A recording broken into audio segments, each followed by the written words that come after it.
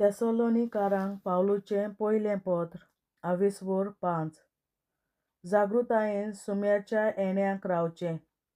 भावां भयणींनो, हें केन्ना आनी खंयचे घडयेर घडटलें ते विशीं आमी तुमकां बरोवची गरज ना, कित्याक चोर जसो रातचो येता तसो सुमयाचो दीस येतलो म्हूण तुमी बेस बरीं जाणत.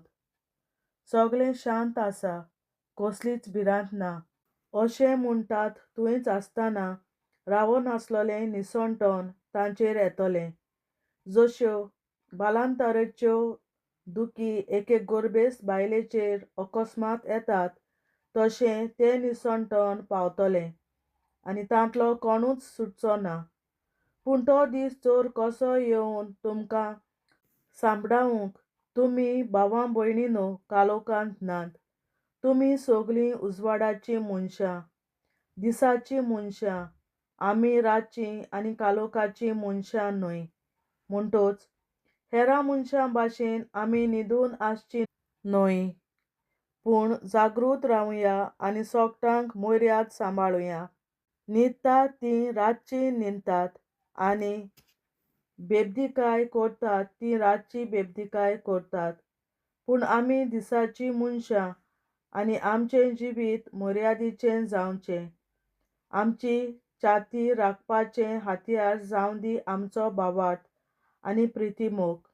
तशेंच तकली राखूंक आमचें शिरास्त्रोन जावं दी सोडवण जोडपाचो आमचो बरवंसो.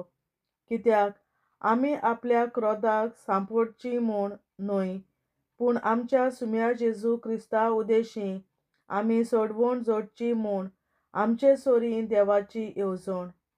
जेजू येतलो तेन्ना आमी मेलीं वो अजून जिवीं आसूं ताच्या एकवटांत आमी जियोंचे खातीर तो आमचे पासत मेलो. म्हणटच जशें तुमी करून आयल्यांत तशेंच एकामेकाक धीर दियात आनी एकामेकाचो भावार्थ घट करून रावात. भावां भयणींनो, तुमचे मदें कोश्टी वावर करतात आनी सुम्याच्या नांवान तुमचे वयर अधिकार चलयतात आनी तुमकां बरी बूद दितात तांची बिडा दवरात. तांच्या वावराक लागून तांकां व्हड मान आनी आपुरबाय दाखयात.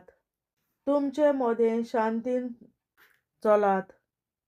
भावां भयणींनो, शिस्त नासलोल्यांक शिटकायात, बेजुडांक धीर दियात, असोगतांक बोळ दियात, सगळ्यां सोरीं सोंसणीकायेन चलात. कोणेच दुसऱ्यांक वायटान फारीक करिना जावं चतुराय दवरात, पूण जाता तितलें बरें करात. जावं तुमचे मदें एकामेकाक जावं सगळ्या हेरां मनशांक सदांच खुशाल रावात. तामो नासतना मागणें करात आनी खंयच्याय परिस्थितींत आर्गां दियात, कित्याक जेजू क्रिस्ता सोवें अशें करून तुमी देवाची खुशी पाळटात. पवित्र आत्म्याचे वरगूण आडावूं नाकात वो इबाडूं नाकात. प्रवाद्यांच्या संदेशाची बेपरवा करूं नाकात, पूण सगळें तपासून काडून कितें बरें तें घट सांबाळात. सगळे तरेचें वायट पयस करात. शेवटाचे ओत्रेक आनी नोमान शांती दिता तो देव तुमकां संपूर्णतायेन पवित्र करूं आनी जेजू क्रिस्त आमचो सुमी येतलो त्या दिसाक तुमचें आख्खें जिवीत आत्म्या कुडी सयत तो चुकी विरेत सांबाळूं. तुमकां आपयल्यांत तो आपुणूच हें करतलो कित्याक तो विस्वाशी. भावां भयणींनो, आमचेय पासत मागात.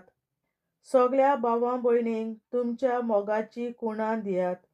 हें पत्र सोमेस्त भावां भयणींक वाचात म्हूण सुमयाच्या नांवान हुकूम घालता. आमच्या सुम्या जेजू क्रिस्ताची दयाळाय तुमचे सोबीं आसूं. देवाचें उतरें. देवाचे व्हड उपकार.